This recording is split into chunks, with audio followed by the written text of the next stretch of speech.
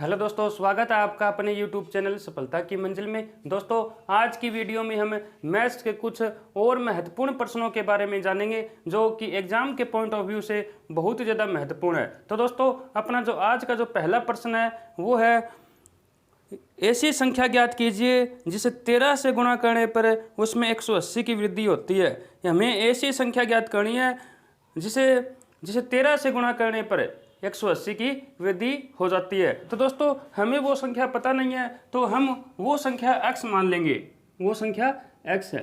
यदि हम इसको 13 से गुणा कर दें, तो उसमें 180 की वृद्धि हो जाती है, यानी इन दोनों संख्याओं में 180 का अंतर आ जाता है। तो दोस्तों, ये संख्या x का हमें मान ज्ञात करना है।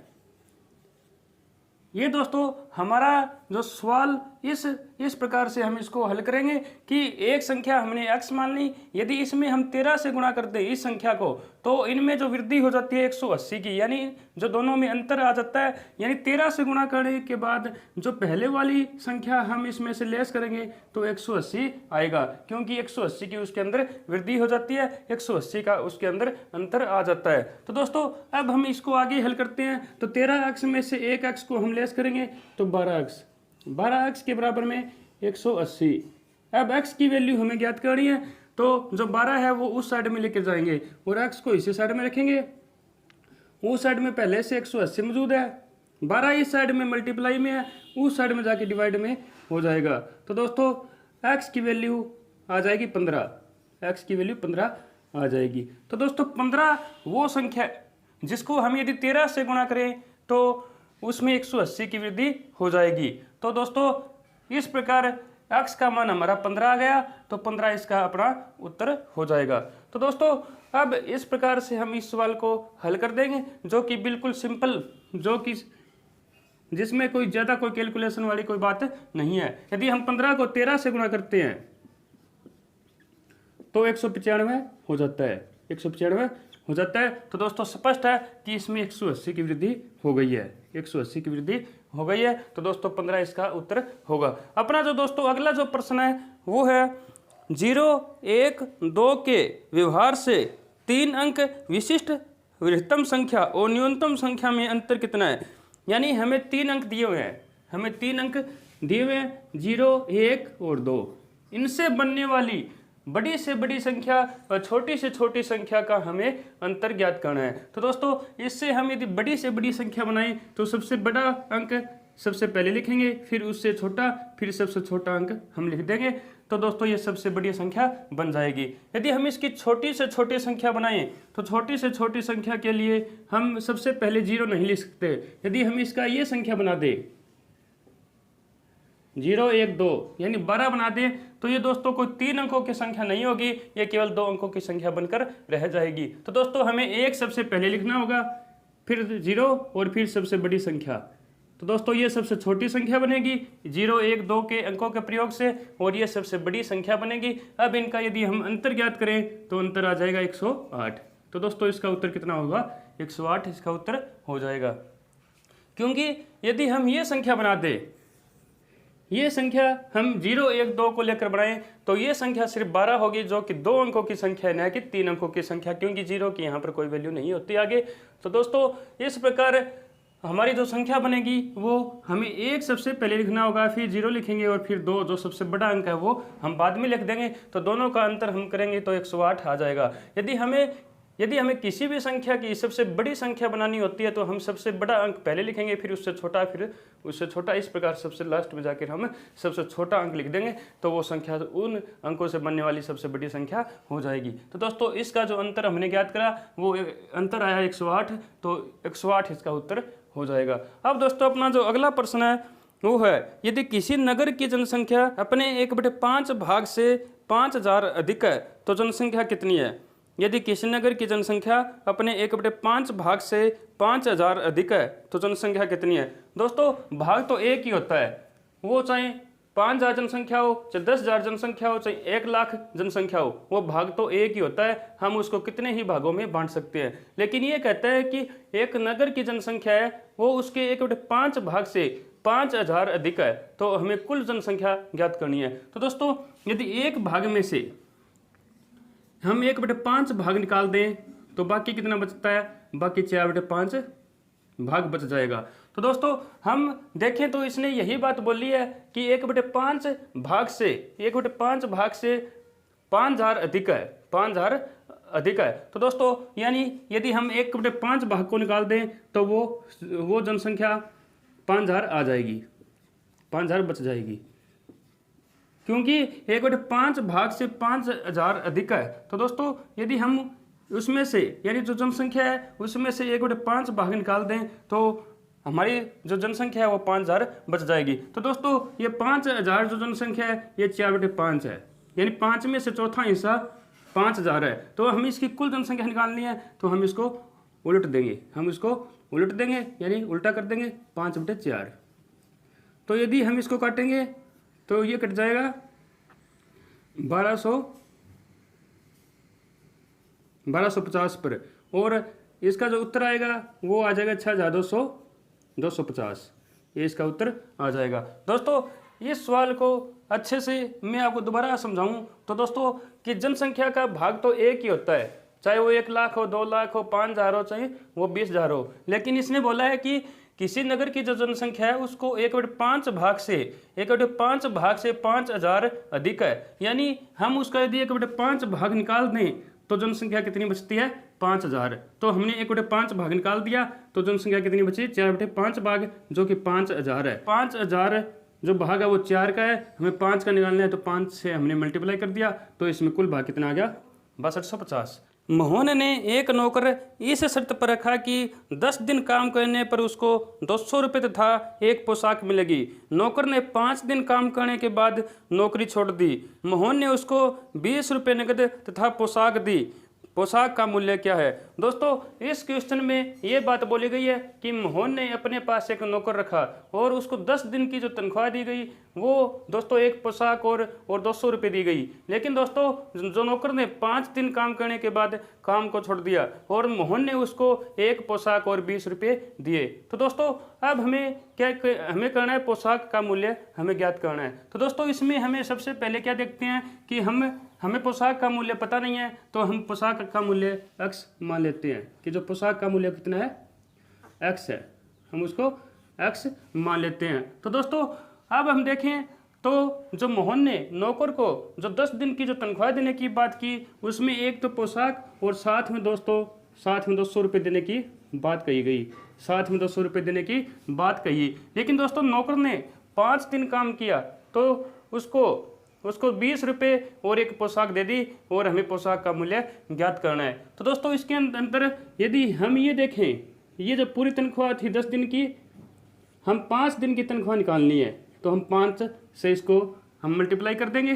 तो 5 हम इसको अब हल करेंगे, इसको काटेंगे तो ये 2 पे कट जाएगा, x प्लस में 200 डिवाइड में 2, यानी इसकी आधी तनख्वाह 5 दिन काम करने के बदले इसको मिलनी चाहिए थी, लेकिन इसको मिली कितनी है, यानी पोशाक इसको पूरी मिली, वो जितने मूल्य की थी उसको पूरी मिली और साथ में इसको 20 रुपये मिले, साथ में इसको 20 रुपये मिले।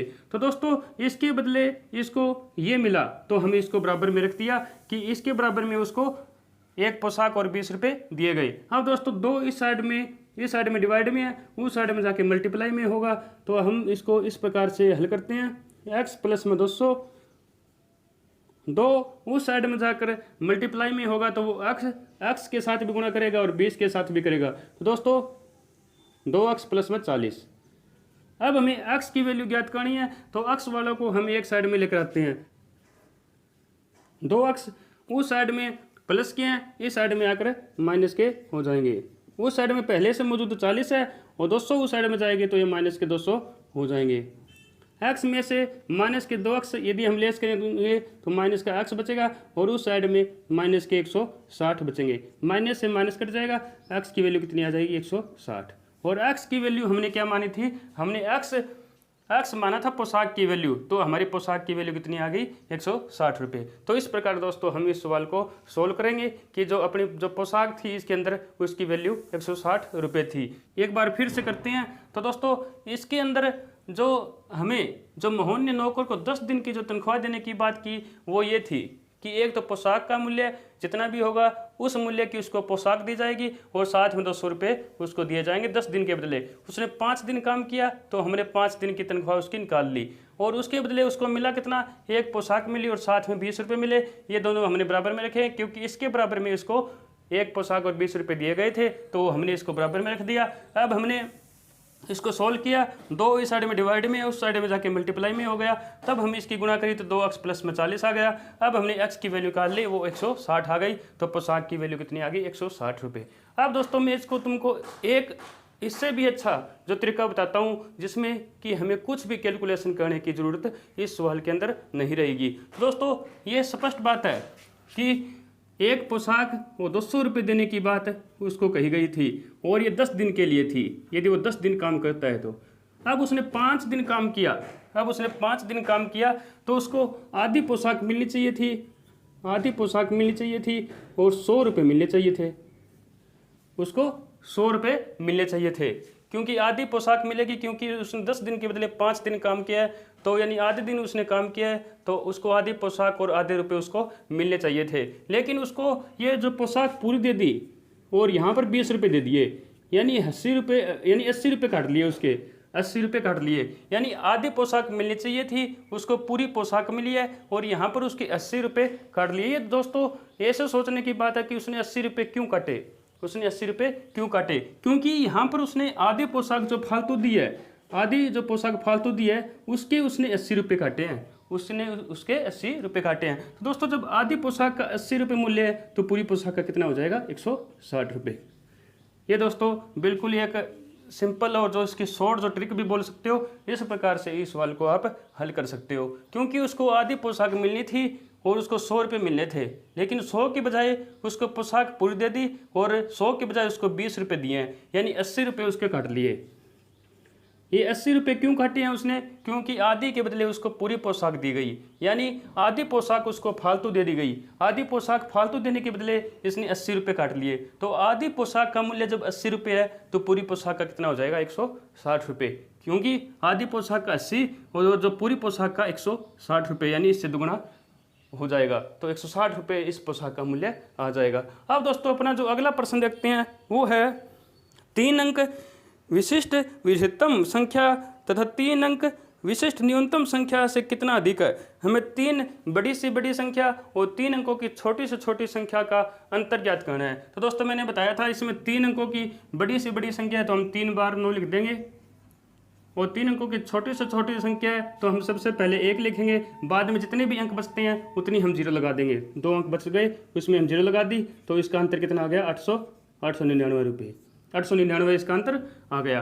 तो दोस्तों ये इस सवाल का हल हो जाएगा। इसने 3 अंकों की बड़ी से बड़ी संख्या पूछी तो हम 3 बार 9 लिख देंगे, 4 की पूछता तो हम 4 बार 9 लिख देते, 5 की पूछता तो हम 5 बार 9 लिख देते, और इसने 3 अंकों की न्यूनतम संख्या पूछी है तो हम सबसे पहले 1 लगाएंगे, बाद में जितने भी अंक बचते हैं उतनी हम 0 लगा देंगे, बाद में 2 अंक बचे उतनी हम 0 लगा दी। अब हमने इसका अंतर यानी इसको हमने माइनस कर दिया तो इसका अंतर कितना आ गया, 899, ये उसका उत्तर हो जाएगा। अब दोस्तों अपना जो अगला प्रश्न है वो है 6 अंक विशिष्ट विशिष्टतम संख्या 7 अंक विशिष्ट न्यूनतम संख्या से कितना कम है। यानी हमें 6 अंकों की बड़ी से बड़ी संख्या और 7 अंकों की छोटी से छोटी संख्या निकालनी है, और हमें बताना है कि जो 6 अंकों की जो बड़ी से बड़ी संख्या है वो 7 अंकों की छोटी से छोटी संख्या से कितना अधिक है। तो दोस्तों हम सबसे पहले 7 अंकों वाली संख्या लिखेंगे, फिर 6 अंकों वाली संख्या लिखेंगे। 7 अंकों वाली छोटी से छोटी संख्या, तो इसमें 1 तो 1 लगा देंगे,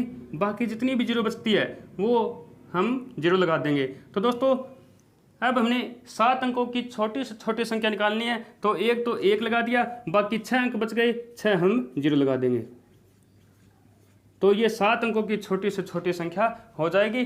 जब भी हमें छोटी से छोटी संख्या निकालनी है तो हमें ऐसा ही करना है कि पहला जो इस साइड का जो पहला अंक है उसको हम 1 लिख देंगे, बाकी जितने भी अंक बचेंगे उतनी हम 0 लगा देंगे। इसमें बाकी 6 अंक बचे, 7वां 1 हो गया, तो इसके अंदर हम इस प्रकार से सबसे छोटी से छोटी संख्या निकाल लेंगे। अब 6 अंकों की बड़ी से बड़ी संख्या है तो हम 6 बार 9 लिख देंगे, 6 बार हम 9 लिख देंगे, और इनका अंतर पूछा है कि ये संख्या 7 अंकों की छोटी से छोटी संख्या 6 अंकों की बड़ी से बड़ी संख्या से कितना अधिक है। तो ये दोस्तों हम 1 बता देंगे, इसका उत्तर कितना आएगा 1 इसका उत्तर आ जाएगा।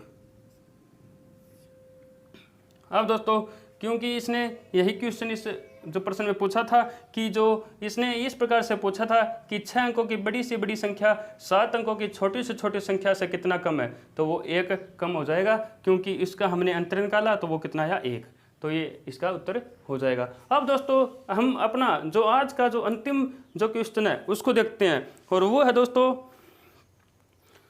अंतर्देशीय डाक का खर्च पहले 10 ग्राम के लिए 50 पैसे तथा प्रत्येक अतिरिक्त 10 ग्राम के लिए 15 पैसे है।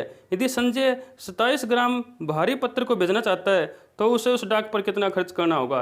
तो दोस्तों इस सवाल के अंदर, इस प्रश्न के अंदर ये दिया गया है कि जितना भी हम डाक भेजते हैं उसके वजन के हिसाब से इसमें उसका खर्चा दिया गया है। तो दोस्तों जो पहला 10 ग्राम होगा उसका तो फिक्स है, उसका 50 पैसे ही लगेंगे। बाकी जितने भी अतिरिक्त 10 ग्राम होंगे उनके 15 पैसे लगेंगे। दोस्तों वो संजय नाम का एक व्यक्ति है जो 27 ग्राम डाक भेजना चाहता है, तो उसका हमें खर्च पूछा है। तो दोस्तों इसको हम इस प्रकार से बांट लेते हैं कि 27 ग्राम का कोई सामान है, तो हम जो पहले 10 ग्राम है उसके लिए 50 पैसे इसने बोला है। जो दूसरे जो 10 ग्राम है इसने बोला है कि प्रत्येक अतिरिक्त यानी 10 से ज़्यादा जितने भी 10 अतिरिक्त जो वजन होगा उसका 15 पैसे अतिरिक्त लगेंगे, तो इसके 15 पैसे हो गई। बाकी जी जो 7 पैसा बच गया, बाकी क्योंकि 10, 20 और 7 27, बाकी 7 पैसा बच गया, तो दोस्तों इसके लिए भी उसको 15 पैसे देने पड़ेंगे, इसके लिए भी इसको 15 पैसे देने पड़ेंगे, क्योंकि इसने ये बात बोली है कि जो पहला जो 10 ग्राम है उसके लिए तो 50 पैसे फिक्स है, लेकिन बाकी जितने भी 10 अतिरिक्त जो ग्राम होंगे उसके लिए 15 पैसे अतिरिक्त रूप से देने होंगे। तो दोस्तों यहाँ पर 10 ग्राम पूरे हैं तो उसको 15 पैसे लगेंगे। यहाँ पर चाहे 1 ग्राम हो यानी 21 का हो, 22 का हो, 21 से लेकर 30 तक जितने भी ग्राम होंगे उसके लिए इसको 15 पैसे ही देने पड़ेंगे। प्रत्येक अतिरिक्त 10 ग्राम के लिए 15 पैसे इसने बोला है, वो चाहे कितने ही ग्राम हो 1 से लेकर 10 तक उसको 15 पैसे ही देने पड़ेंगे। तो उसको टोटल देखें तो हमें 80 पैसे उसको इस डाक को भेजने के लिए खर्च करने होंगे। तो दोस्तों इसको मैं एक बार बताऊँ आपको, एक बार और बताऊँ तो दोस्तों 27 ग्राम का उसका डाक है, जो पहले 10 ग्राम के लिए 50 पैसे, दूसरे 10 ग्राम के लिए 15 पैसे और तीसरे 10 ग्राम के लिए भी इसका 15 पैसा लगेगा, चाहे ये कितने ही ग्राम हो या 10 तक उसका फिक्स रहेगा कि 15 पैसे है। प्रत्येक अतिरिक्त जो कि 10 ग्राम होगा उसके 15 पैसे ही लगेंगे। तो दोस्तों आज हमने मैथ के कुछ ऐसे इंपॉर्टेंट प्रश्न किए जो एग्जाम के पॉइंट ऑफ व्यू से बहुत ज़्यादा इंपॉर्टेंट हो सकते हैं। तो दोस्तों ये आज की वीडियो आपको कैसी लगी, और दोस्तों ये सारे सवाल आपको समझ में आ गए होंगे। यदि फिर भी आपकी डाउट है, कोई बात पूछनी है, आपके कोई अलग से कोई क्वेश्चन समझना है, तो आप कमेंट के जरिए पूछ सकते हैं। दोस्तों ये आज की वीडियो यदि आपको अच्छी लगी हो तो आप वीडियो को लाइक, शेयर और कमेंट करना जरूर करें, और चैनल को दोस्तों सब्सक्राइब भी करें और शेयर करना भी ना भूलें। दोस्तों मिलते हैं अगली वीडियो में। Thank you.